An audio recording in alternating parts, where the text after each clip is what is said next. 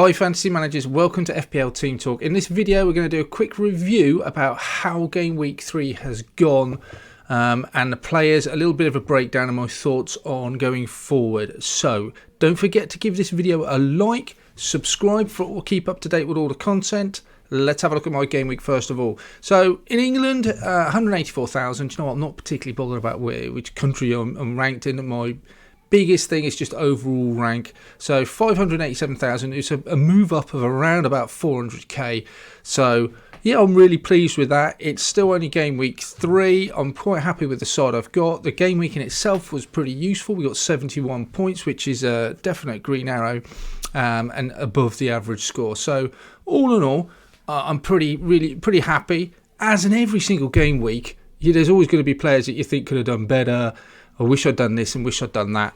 But overall, am I happy? Yes, we're in the top 10%, top 8% almost of all players in FPL. And I think I'm in a fairly good place at the moment. No chips used either. Right, let's have a quick look at the team then, how they got on. Sanchez, obviously, he had quite a difficult afternoon in Brighton goal. I've got no intentions at the moment of moving him on. For 5.5, I'm still happy for the Brighton goalkeeper.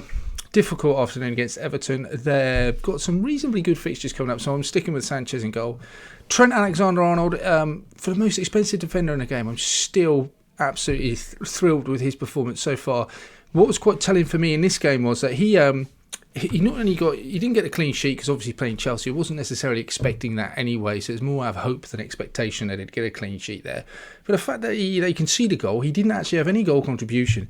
Yeah, he had 2 shots in the game, 5 passes led to a shot. He got 2 bonus points and 11 crosses. That's just a phenomenal amount of crosses into the box for Trent. So it still tells me he's doing all the right things, and to get 2 bonus points shows me how creative he still is in that Liverpool side. In fact, in the last 2 games, he's got 3 bonus points, 2 bonus points. So he's pretty much picking up an assist without even picking up the assist in those bonus points. And that's what he continued to do last season. That's why he's such a good asset and remains in my side. I've got absolutely no intentions. Whether I wildcard, keep the same side, he will still be a part of my plans long term. He's almost a set and forget. I just think he's such an important player. We had Luke Ayling. He got his first outing. Not going to lie, he was a little bit disappointed to concede at Burnley. It is what it is. He had a really quiet game. He got just 4 crosses in. It didn't really create anything. Do you know what, though? I still have a little bit of confidence in that Leeds defence, I think, longer term. Their next game's very difficult against Liverpool. After that, they've got some easier games. I think Llorente and Phillips in that side, it does make them stronger. I'm not overly worried. I don't have any intentions of taking Ayling out at the moment. I think if I was wildcarding, possibly I'd look at someone else. At the moment, now I've got other issues that I need to concern myself with. Luke Shaw, 5.5 million midfielder. Again, no goal contributions for him, but picked up the clean sheet away at Wolves. So it's really good to have him getting his first clean sheet. 7 crosses in the box. We know how attacking he can be. You suspect with Ronaldo now coming into the side, Cavani coming back into fitness, the potential for assists is only going to grow with Shaw. So I've got no qualms keeping him in the side. He looks to stay. Really pleased he picked up that clean sheet at last, sort of justifying some of that fee that I paid for him. Okay, moving on to our midfield then. Mason Greenwood, he's been a real highlight. I've often harped on about the decision to take out Fernandes and Benrahma in that first match and play Greenwood and Mahrez instead. Greenwood's paid me back in spades, scoring every game. He got 8 points for me. That's a terrific result. He even scored from coming out wide. So Ronaldo, longer term, is a concern for me that Greenwood will get his minutes reduced. Still expect, though, him to start the next game, get home to Newcastle. So I think he's a keep for now. But scoring 3 in the first 3 games, I don't really see how Solskjaer can particularly drop him. And I know him sort of singing his praises as well. Salah, real bonus for me, picking up that goal. 3 points as well. So 10 points altogether. Got the bonus for that goal against Chelsea. That was a real bonus. He's just a set and forget for the season. Absolute must-have. Benrahma had quite a quiet game for Benrahma's fate. Only 1 shot on a goal, one shot on goal, 1 shot chance created. Expected a little bit more, hoped a bit more for him against Crystal Palace.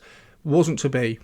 Okay, he stays in the side for now. He's got Southampton away. You expect them to get chances there. Still the possibility on penalties, so I'm not overly worried about him. Quite like that I got on him early as well. So the price rises, I will have certainly made money on him if nothing else.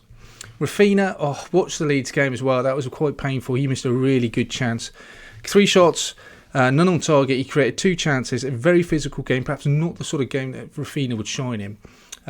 But for his price and the fixtures coming up, possibly bench him against Liverpool. But he is just such a good asset. I'm a big fan of Rafinha. He's in for the long haul. He's a set and forget for me. If I wildcarded, I think he'd have to come in. So I've got no intentions of moving him on. Would love him to have picked up a goal. Could have quite easily scored in that game. But I'm keeping faith with Rafinha. So if we move on up into the attack, Calvert-Lewin 3-year-old, he came in, got the goal, which was fabulous. Went off with injury. I said a lot of people getting rid of him. I will need to keep an eye on that injury. I can't really afford to have him not playing in the next game. But they've got some really good fixtures coming up, Everton. Great to see him again netting another penalty. He's going to be a big bow in his armoury this year. That we've got penalties on his side. Antonio, what a great decision. Absolutely thrilled to get that one right and put the captaincy on him. Assist. He scored as well. He just looks so strong. Great fixture for him. 5 shots in that game. Created 4 chances. You know, he is just the informed player. I don't think anyone would want to go into the next round of matches without him. His price keeps rising, which is only good for us as well. No intentions on losing him. He's possibly a captaincy option as well, away to Southampton. Obviously going back to his old club. Danny Ings, he's again picked up the assist, got 4 points. Can't complain about that at all. His underlying stats don't look quite as exciting as other players. He's got he obviously picked up the assist, 1 shot on goal, that was all. 1 chance created against Brentford, who are showing us to be a bit of a tougher nut to crack than we suspected they would be at the start of the season. So now Villa start to come up against a lot stronger opposition. They've got Chelsea away next. He's a player that I'm having to think about letting go. I can see a lot of transfer movement and prices going down for him. So yeah, I think I might be jumping onto that bandwagon, especially with so many other premium options available. The likes of Bamford and Lukaku available. Now we've obviously got Ronaldo. Ings is just, I think, perhaps a little bit expensive with those fixtures coming up. But you know what? I don't think he owes us anything. He's scored in both games and got an assist. So thank you for that, Danny Ings. But I think it may be time to let him go. Okay, guys. So just to have a quick repeat of the week as a whole, 71 points. Yes, I'm really pleased with that. Overall, just over 500,000. We're going in the right direction. I want to finish in that top 1% again this season. You're not going to get every decision right. So I think just remember the old adage, and the thing I suppose we live and die by, you never judge a decision by its outcome. And that's all for this week. We'll be coming back with plenty more videos about wildcarding, looking at drafts, and then any potential transfers affecting that injury news over the international break. Please hit that like button, subscribe for more content to help the channel. In the meantime, guys, good luck.